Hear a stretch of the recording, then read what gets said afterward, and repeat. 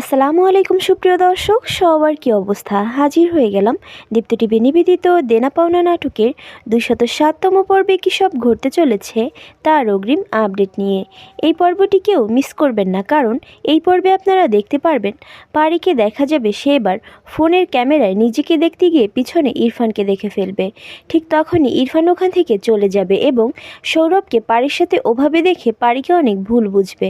তখন ইরফান পারিকে ভুল বুঝে পারির জন্য কিনে রাখা ফুলের তোড়াটি নিয়ে সরাসরি রিয়াদের বাড়িতে চলে যাবে। ইরফানের হাতে ফুলের তোড়া দেখে রিয়া অনেক খুশি হয়ে যাবে এবং বলবে, ইরফান তুমি আমার জন্য ফুল নিয়ে এসেছো, তুমি হলে ওয়ার্ল্ডের বেস্ট হাজব্যান্ড। এই বলে সে ইরফানকে জড়িয়ে ধরবে। তখন ইরফান বলবে, রিয়া শুধু ফুল না, আজ তোমাকে আমি ঘুরতে নিয়ে যাব, তুমি গিয়ে রেডি হয়ে এসো।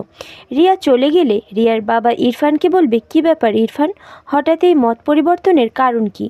ইরফান যখন রিয়ার বাবার এই প্রশ্নের উত্তর দিতে যাবে ঠিক তখনই সেখানে রিয়া চলে আসবে। রিয়া এসে বলবে, ইরফান দেখো আমি রেডি, অনেক তাড়াতাড়ি রেডি হয়ে গিয়েছি না? এই বলে রিয়াকে দেখা যাবে সে হোঁচট খেয়ে সিঁড়ি থেকে পড়ে যাবে, আর ঠিক তখনই ইরফান রিয়াকে ধরে ফেলবে।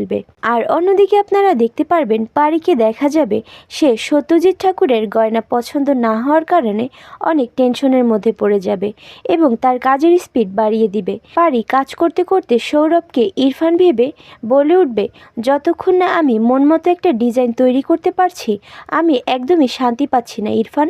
তখন সৌরভ বলে উঠবে, পারি আমি ইরফান না, আমি হলাম সৌরভ। তুমি দেখছি দিনের বেলা জেগে জেগে ইরফানকে স্বপ্ন দেখতে শুরু করেছো।